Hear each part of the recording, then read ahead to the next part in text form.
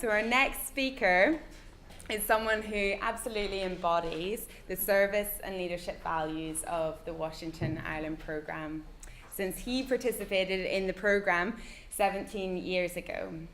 While a member of the WHIP class of 2000, Leo Varadkar interned with the office of Congressman Jack Quinn, who described Leo as an ambitious young man who was bound for success in a lot of different ways.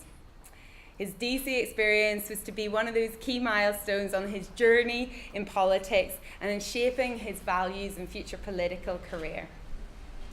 Since being first elected in 2007, Leo Varadkar has embarked on a remarkable political journey.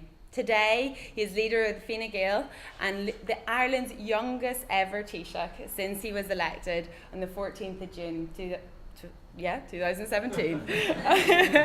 He served in a number of crucial ministerial roles in government, including social protection and the Minister for Transport, Tourism and Sport. The Taoiseach has remained cognizant always of his Washington Ireland programme experience and the people in the WHIP network, most notably our host families, who those who've been on the programme, I'm sure, keep your connections with them. While at an event in DC a number of years ago, the Taoiseach met his former host mum, Kathleen Barger, and when he noticed that she'd left the event early because she was feeling a little unwell, he was quick to leave the event and make sure that she got home safely. And that is something that shows real character. It's an example to us all of the service and leadership that we, the Washington Ireland programme, really want to foster and develop in future leaders. We're proud to call him an alumni of the programme, an alumni growing to 600 strong. And we are delighted that he has taken the time today to come and address the WHIP class of 2017 as we present our policy papers and grapple with the future of the island of Ireland and what that means for migration, for the economy, and for exploring cultural identity. So if you could please put your hands together and join me in welcoming Taoiseach Leo Varadkar, TD.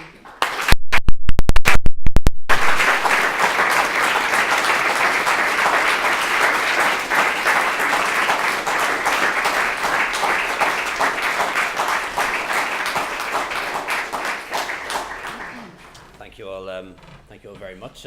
Delighted to be here this morning. My apologies that it's such a short visit, but as you know, the Dáil's in session, so they only allow me out for like half an hour at a time, from time to time. But it's a pleasure to be here today, and a pleasure to be in this house. Actually, I knew Notre Dame had a building somewhere around here, but I didn't know it was this one, and I didn't know it was one of Daniel O'Connell's old homes in Dublin, which I think is a nice connection because he's somebody I admire immensely. And I'm not sure if you've had a chance yet, but I visited his home in Derrynan in County Kerry just over the summer, and it's a fascinating place to visit, and if you get the chance, I certainly encourage you to do so. I want to start first of all by thanking you very much for the invitation to be here, and thanking the programme in particular for asking me to speak to you this morning. Before I begin, I want to, of course, welcome B.R. McConnon back to Ireland and wish him the very best in his new role as chairman of the programme. Brian and everyone involved have put together a really excellent lineup of speakers this morning, and I think it's inspiring to see so many young, enthusiastic, idealistic students and alums from the class of 2017 and other classes who I hope will become, I hope you are already today's thinkers, but also tomorrow's leaders.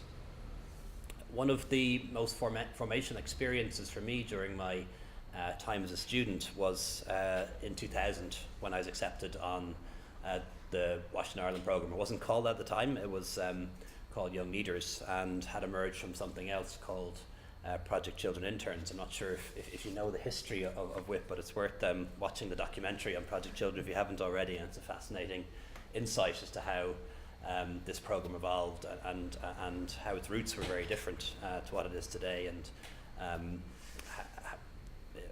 how things have developed since then.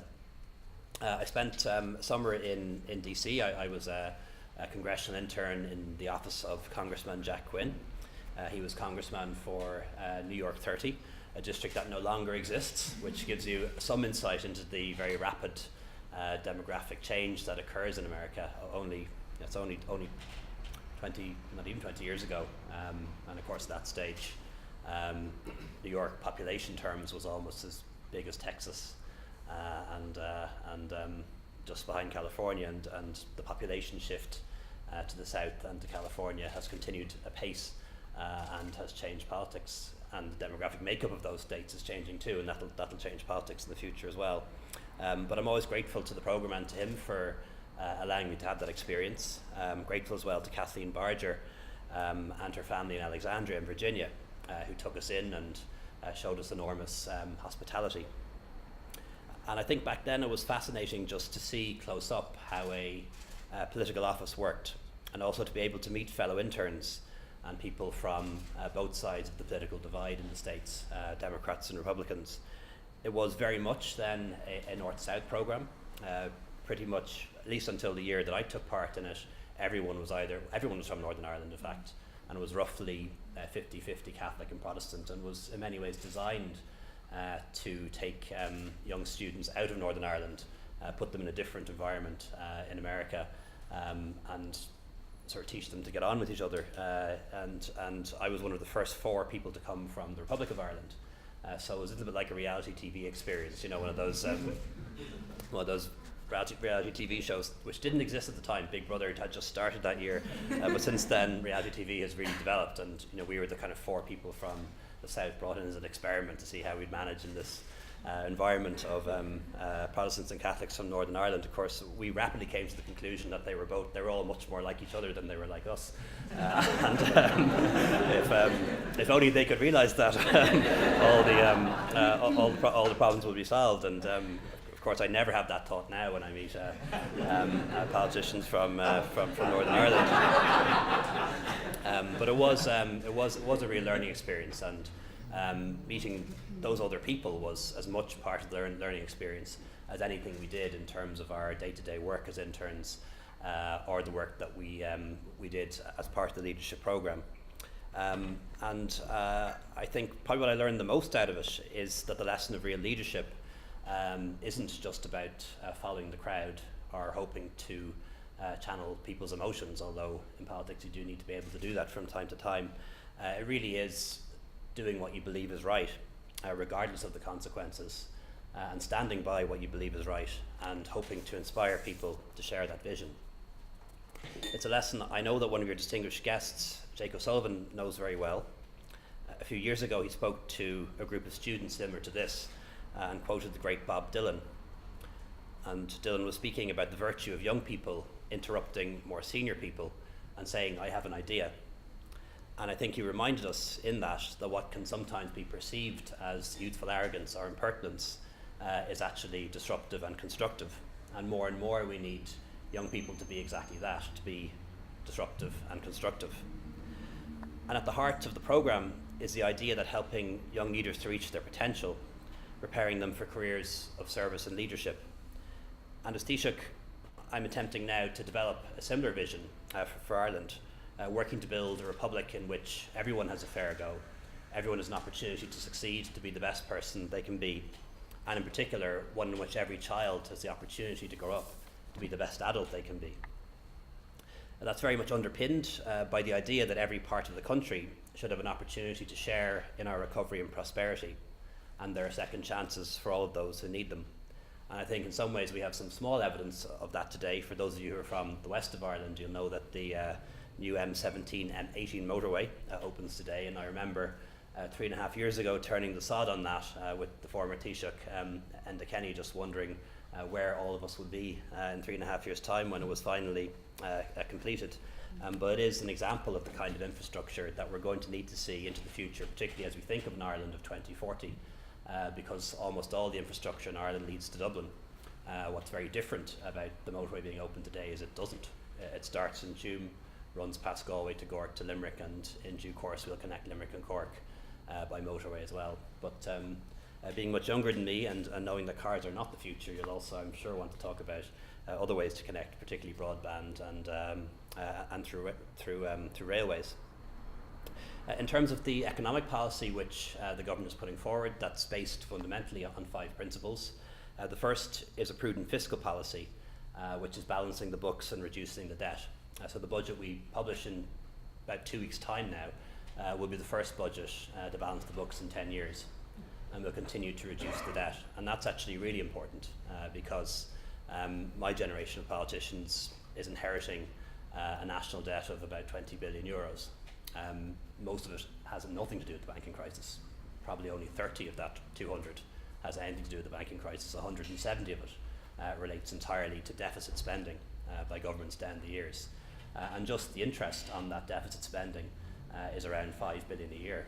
So imagine what 5 billion a year could do in health and education and childcare and housing and everything else if only previous governments hadn't run deficits. So I'm absolutely determined, even though there are no votes at all in it, to make sure that the first budget that I bring through as Taoiseach, the first budget that Minister Donoghue brings through as Finance Minister, is one that doesn't have a deficit, and we pay down the debt so that when you guys take our jobs, hopefully you won't be carrying that level of debt burden or that level of debt service costs. The second part is ensuring that work pays by reducing personal taxation.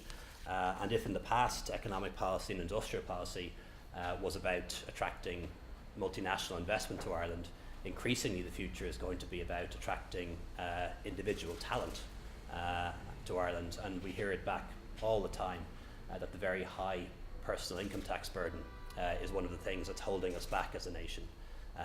When we're fighting to bring jobs here from London as a consequence of Brexit, we're doing well on that front, but one of the negatives is the fact that people pay the highest rates of income tax at very modest incomes in Ireland.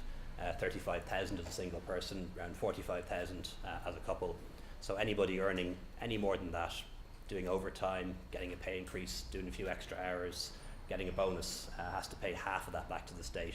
In other countries, that point happens at a much higher point in the income scale. In France, which regularly has socialist governments, for example, you don't hit that highest rate of income tax until you earn 150,000. Just to give you an example of the difference. Now, that's not something we can change overnight, but it's something that we intend to change over time. We're also going to have a very ambitious programme of capital infrastructure investment. That'll be published by the end of the year. It'll set out over the next 10 years the investment that we're going to fund in roads, railways, broadband, hospitals, schools, education, higher education and everything else. I know people are rightly suspicious of any politician selling a 10-year plan because you're always thinking, you know, it's something tomorrow, it's going to be 8 years' time or 9 years' time or 10 years' time until you see anything. And of course that isn't the case. And when people do say that to me, I ask them just to look back on the last 5 years. And during the last 5 years as a country, we'd very little money. But yet we're opening a new motorway today. Dealt with Newlands Cross not that long ago, the N11, road projects all over the country. The Lewis, at long last, will be linked up. Will be open to passengers in December, linking the 2 Lewis lines and linking the Lewis line to the mainline rail network. The National Children's Hospital is finally under construction after 10 or 20 years of talking about it. Minister Harrison and I will be turning the sod on that in a few weeks' time. We have 50 new primary care centres built in the past 5 years and all over the country, and you'll see them. There's been major investment in schools and school extensions. And that's what we did in 5 years when we didn't have a beam.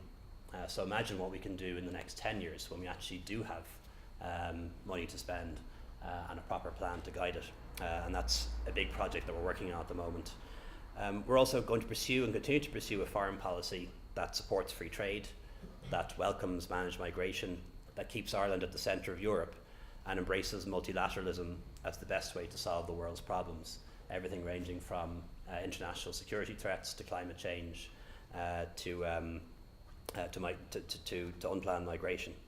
And the fifth policy, or the fifth key principle which guides our economic policy, is attempting to achieve full employment in the next couple of years, which seemed impossible 5 or 6 years ago, but now seems achievable.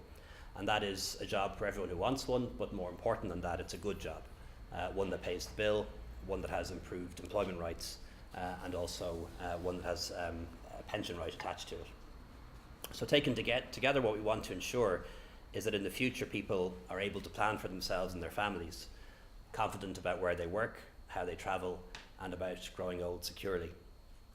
And central to the government's view of the world is that we are not an island on the edge of a continent, but rather an island at the centre of the world, at the heart of a common European home that we help to build.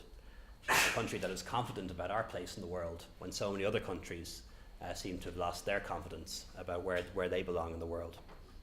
When it comes in particular to the challenge of Brexit, our approach is based on ensuring that we shape our own destiny rather than allowing others to do it for us. And ultimately, we're working to secure three key things. First of all, to protect the gains of the peace process and the provisions of the Good Friday Agreement. Second, avoiding any new barriers to trade, whether it's between North and South or between Britain and Ireland. And third, maintaining the common travel area between Britain and Ireland, which is much more than a common travel area. When it was first conceived back in 1921 during the treaty negotiations, Arthur Griffith described it as the reciprocity of civic rights, which describes it very accurately in legal terms. Lloyd George described it more poetically as a common citizenship, which I think actually describes it very well in practical terms. And what essentially means that if you're a British citizen in Ireland or an Irish citizen in Britain, you can live, reside, work, access education, housing, healthcare, pensions and welfare, vote in elections. Effectively, you are almost a dual citizen. And that's something that we want to retain even after the United Kingdom leaves the European Union. And I think we're in a good position to do that. This programme, the Washington Ireland programme, by helping to build bridges between North and South and by encouraging old mindsets to give way to a spirit of new hope, has played a very important part, I believe, in helping to build peace on this island. The challenge of the next decade is to ensure that we continue to build bridges and not borders, that we avoid a return to sectarianism, a return to headcounts, and focus always on bringing people together.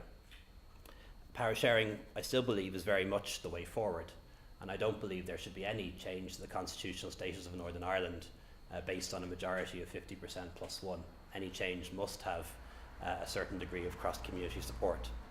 As a government, we'll continue to play our key role as co-guarantor of the agreements and doing our best to make them work. I know today one of the things you're going to debate and discuss is Ireland and the world in 2040, and we're very much similarly engaged with this issue as a government. Just this week we've published the draft of our national planning framework, which imagines what Ireland will look like between now and 2040, or rather what it will look like in 2040. And while we're very occupied on a day-to-day basis by issues such as the economy, education, health, housing, we also recognise that a longer-term perspective is needed. So we're not just thinking about the next 10 years, we are thinking about what Ireland will look in 2040. And that's based fundamentally on the idea that in Ireland in 2040 we'll probably have 5.5 million people living in the Republic of Ireland, close to 2 million people living in Northern Ireland. So actually getting back to pre-famine levels of population for the first time in nearly 200 years. And we need to plan for that. Roughly 500,000 extra jobs will be required, roughly 500,000 extra homes. And we need to think about what kind of jobs they're going to be, what kind of homes they're going to be, and where they're going to be. And that's really the thinking that underlies the national planning framework. We're also very much engaged in contingency planning because you can never really prepare for the unexpected, but certainly you can try. And I think 5 years ago, I doubt anyone would have predicted that Brexit would be the challenge facing our current generation of politicians. And I don't think many people would have predicted some of the other political changes that have happened around the world. So it's not possible to future-proof against everything, but it is possible to ensure that with responsible strategic planning, that we can insulate ourselves against the greatest external threats. And in this way, help to build a society which enables people to reach their potential by encouraging a culture of aspiration for everyone. I remember only too well that when you're a student, sometimes you can believe that you've all the answers to the problems of the world. And I had to face that myself the other day when I accidentally stumbled on my maiden speech on the journal.ie. And it was the maiden speech that I made in 2007. First of all, I was a lot fatter, which was a good thing to see that I've lost a bit of weight over the years. But the other thing that really struck me was that I was so much more confident. And why was I more confident in what I was saying in 2007 than what I now, when I was just a newly elected TD, than what I said and thought, what I say and think now. And of course, when you are a bit younger, you do tend to believe that problems can be easily solved, and that you have the answers to all of the world's problems and all the country's problems, and you rapidly find out through experience and a mixture of success and failure that you don't. But I think the most important thing, and I'd always ask people not to do this, is never to become cynical. Because even if you don't always have the answers to all of our problems, we should always strive to find the answers to all of our problems. And that's what we seek to do, and that's what I'd ask you to do, and continue to advise us in that way. And I really think that if more leaders in business, more people in general, and more leaders in politics were infused with the spirit of the Washington Ireland programme, we would find the world to be in a much better place. Before I finish, I'll just kind of mention a book that I had the opportunity to read over the summer, and was John F. Kennedy's Profiles in Courage. If you believe the conspiracy theorists, he didn't write it at all, but his name is on it anyway, and it won the Pulitzer Prize. And he profiles in the book a number of people who he admires as being people who showed real courage. And one of those was Daniel Webster, the great American senator and Secretary of State. And Daniel Webster famously said that anger is not an argument. And I think that's something worth remembering as we attempt to make sense of and respond to the challenges that we face in this country and in the world. And Webster believed that our democratic representatives should be the sentinels on the watchtower of liberty. And I think in the 21st century, we should now extend to our Washington Ireland Programme students and alumni, and everyone around the world who has a passionate interest in our future, that sense and that idea that society needs us all to be sentinels on the watchtower watching over the world. Back in 2000, 17 years ago, the Washington Ireland programme allowed me to do things that I hadn't been able to do before, to test ideas, to challenge my preconceptions, to open my mind. It exposed me to new people and new places, and helped me in some way to become the politician that I am today. And for that, I'll always be very grateful to the programme. So thank you all, and good luck.